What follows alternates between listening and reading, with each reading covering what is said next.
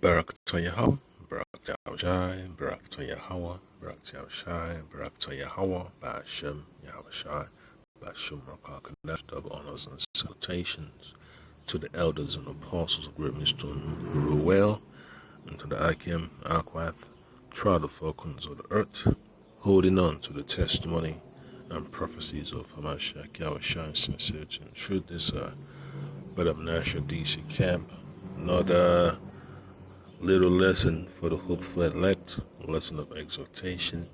Yeah, I'm just gonna go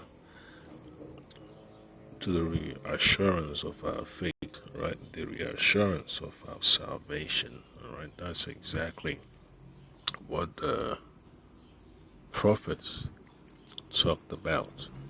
You know, as our people seem to be in a state of weakness, right? A state wherein they have no might, they have no say-so in how their lives are being managed, because our people are in captivity, from the so-called Negroes to the so-called Latinos to the so-called Native Americans. It's just chaos, something, it's just wrong, when you look at the whole picture. And then you understand that the only way our people can get that solution is through the words of our Lord Hamashiach Yahushai. So that's why he said that in the book of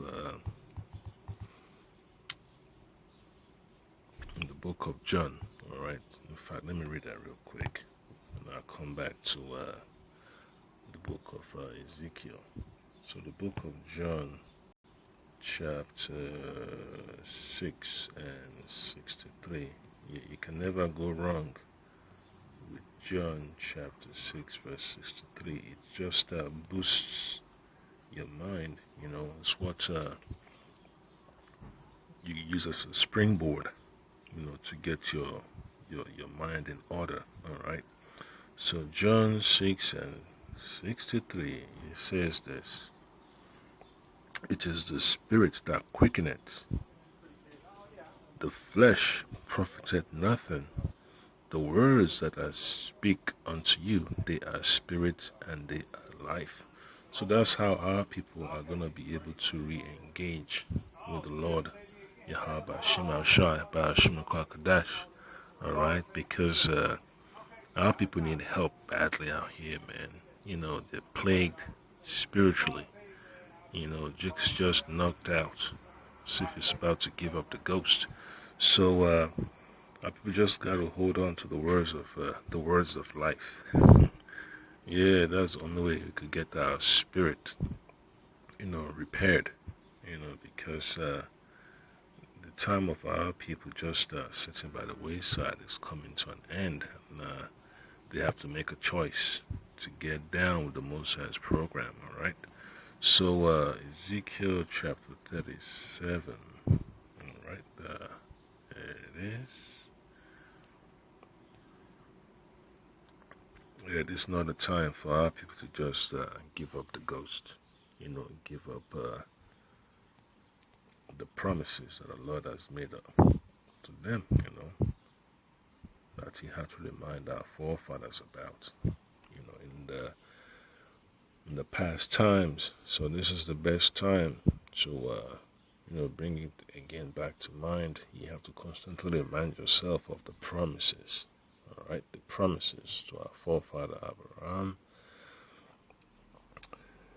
Yatasakak, Wa Yasharala. Yeah, because after a while, man, you just got to transition away from Yaquab to Yasharala. So Ezekiel 37 verse 12, it says, therefore prophesy and say unto them. So this is what the Lord commanded our forefather, the prophet Ezekiel. Therefore prophesy and say unto them, thus said the Lord Yahweh Shema Shai Ba'ashim Kakadash, behold, O my people, I will open your graves and cause you to come up out of your graves, and bring you into the land of Israel. So this is for the elect, on the first go around. All right, the first fruits. Okay. All right. So it's gonna be excellent, man. It's gonna be excellent when we're gonna be able to partake of this promise. Because we need it so seriously, man. We're in dire need of a helping hand. That's why Yahweh sent His Son Yahushai to give us that opportunity to return. All right, and verse 13 says, "And ye shall know that I am the Lord when I have opened your graves, O my people, and brought you up out of your graves." So that's John chapter 6, verse 63 right there. The Lord had to quicken us up, had to give us that spirit, that Rakakadash, for us to get our minds back in order, because Jake is just bugged out, it's just drowning in all types of strange philosophies. And, when you've been through that experience, you could give a first-hand testimony of what it's like being lost. You know your weaknesses, you know your challenges, and you can relate with what Jake is going through, and you got the words of comfort, these comforting words, to encourage them to drop the garbage, tighten up, and get with the Most High's program. All right, because once this train leaves the station, that's it. All right, so Book of Psalms chapter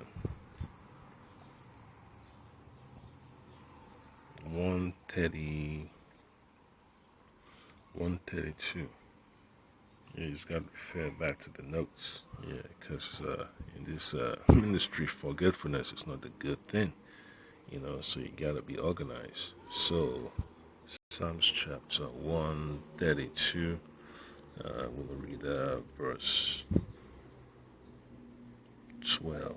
So this is the promise. The Most High, made to our forefather, King David. Psalms chapter 132, verse 11. The Lord hath sworn in truth unto Dawadah. He will not turn from it.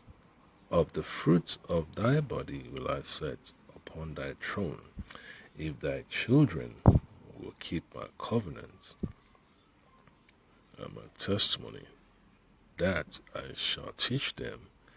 Their children shall also sit upon thy throne forevermore.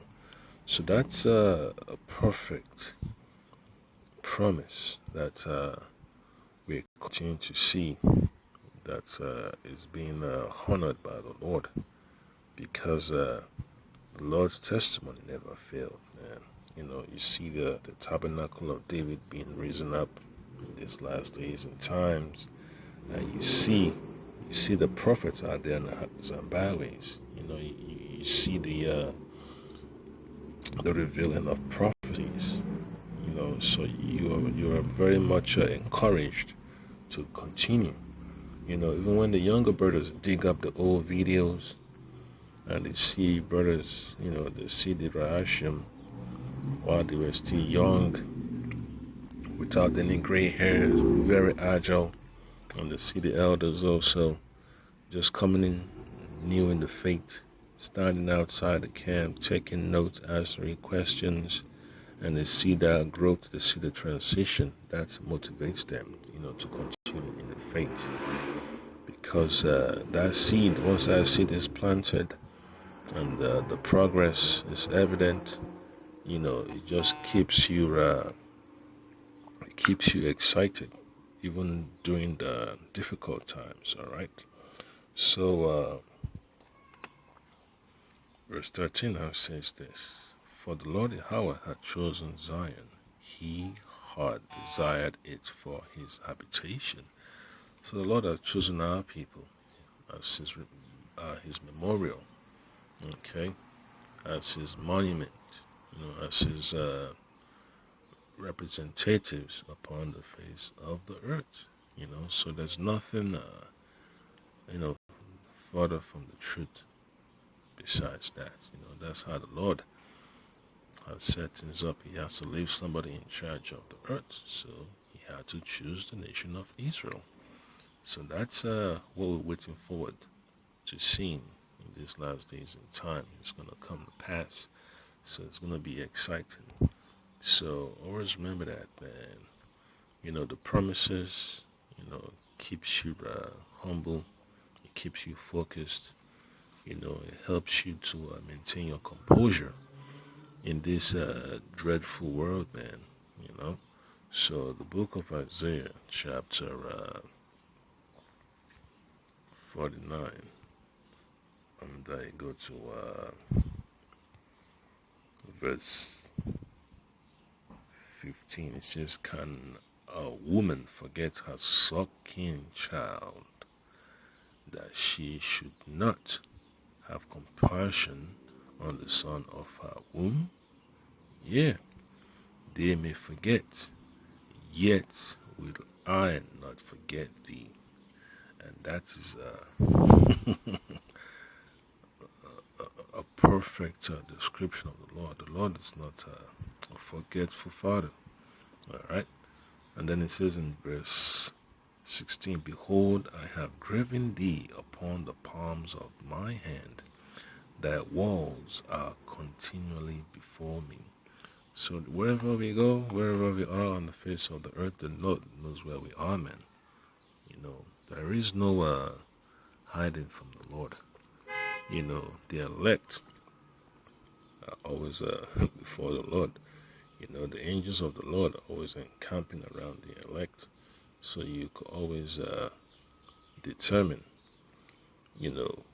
who's preaching the gospel the sincere way, who understands the precepts, with brothers out there have the understanding to be in leadership positions, different offices in this ministry.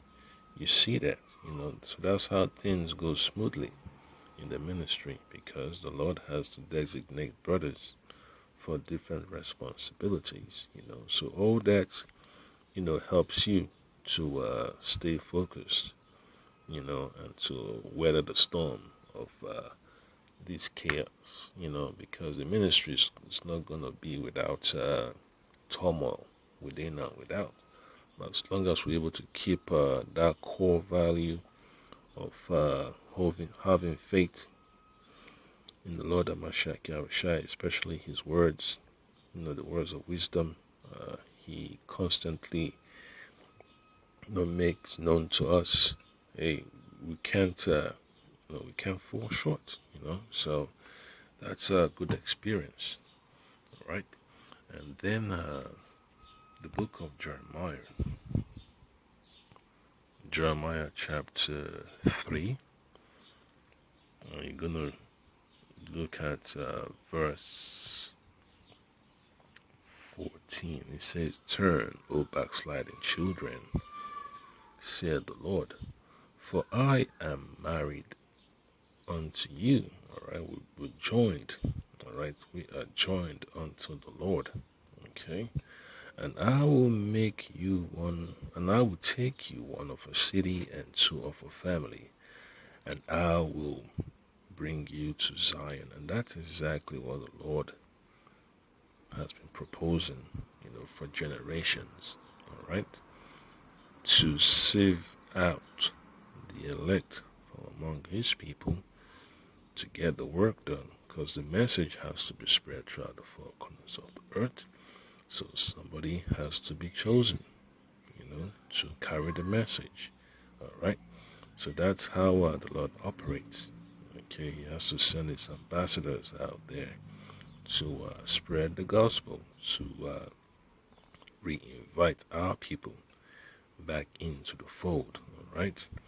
So verse 15 says, "And I will give you pastors according to mine heart, which shall feed you with knowledge and understanding." All right. right? So the Lord is going to give you the information you need to prepare your life for this journey to the kingdom, the journey towards salvation.